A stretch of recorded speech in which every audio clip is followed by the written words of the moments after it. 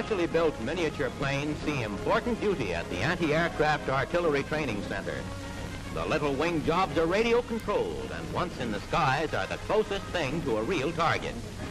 You'll see later how they can duplicate most any maneuver of a full-sized ship. Trucks housing the radio equipment also cart the midget aircraft to the range, where catapults launch them for flight over the mock battle area at Fort Bliss. Care is exercised in moving the radio target plane into launching position. This type of catapult is most familiar aboard battleships and cruisers, where it provides the initial burst of speed in takeoffs with limited space. Cranking of the windlass winds the plane into position, providing the proper amount of tension for rapid discharge from the catapult.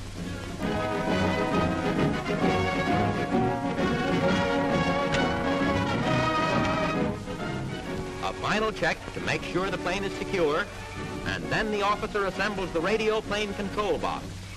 First, the socket, which connects the ground antenna with the control box. From here on, the only operating mechanisms employed are a simple appearing stick and a parachute release button. The stick guides rudder movements. Every maneuver of the ship contingent on the remote control radio apparatus. The same goes for the opening of the parachute hatch and the release of the silk canopy, which will guide the tiny target plane safely to the ground after it has been hit. Folding and packing of the special chutes so they won't foul are important jobs when you realize that the little planes are costly and well worth saving.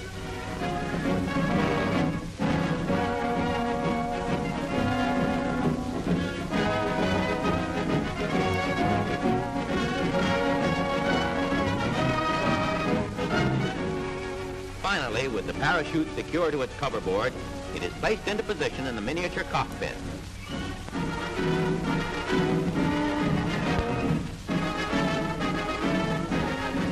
Back to the field and ready for the first takeoff. Every precaution taken just as though it were a huge flying fortress.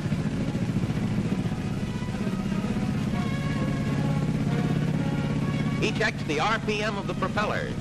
Ship okay, so the target control officer signals for its release from the catapult.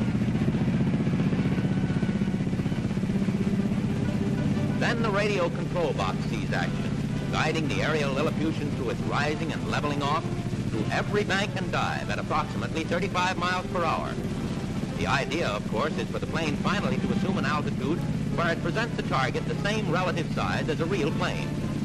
And the little striped job will soon be within range of the guns, ready to take it.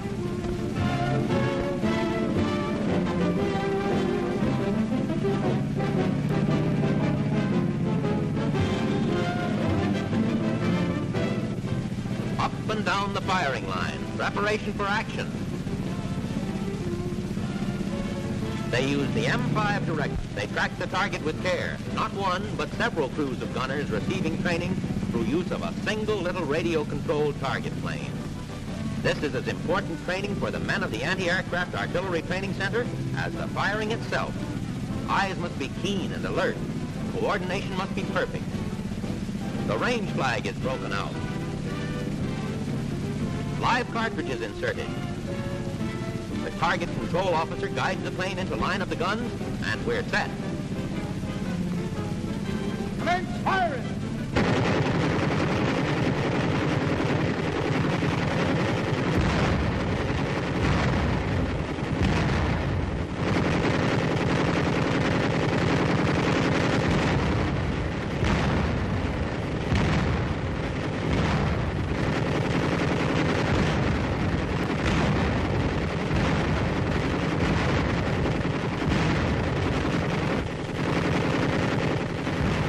Deadly hit crippled the little ship. Cease firing! Now the release by radio of the parachute and the uneventful floating to the ground of the stricken target plane. You can see how important it was to make sure the chute was packed just right.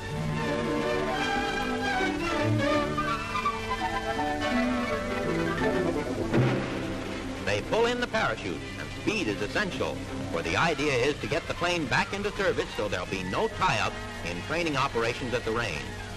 Only the more serious repairs have to be made at the shop, where skilled mechanics get to work.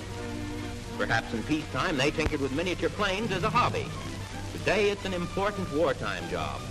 All parts of these planes are interchangeable. Spare parts are kept in stock.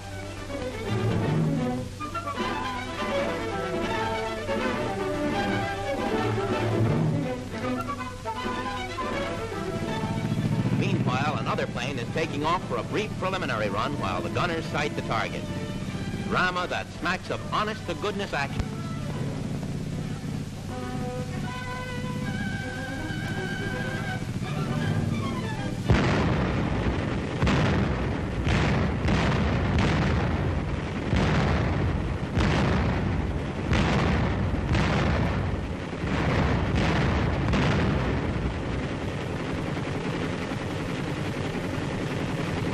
A bullseye hit. So bail her out by radio and parachute.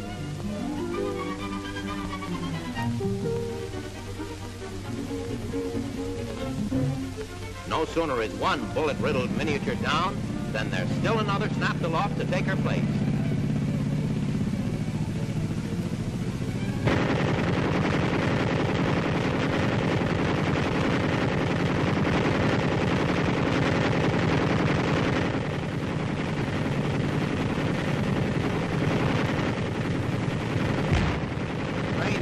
Fast becoming expert marksmen, thanks greatly to an ingenious little piece of radio-controlled aircraft. It's realistic training, preparing them for the days when they'll have to take sight on a Zero or a Messerschmitt. And they'll be ready, raring to man the big anti-aircraft guns all along the vast global front, grimly remembering that where it was once only a target plane, it quickly becomes the real thing. So let them have it, men.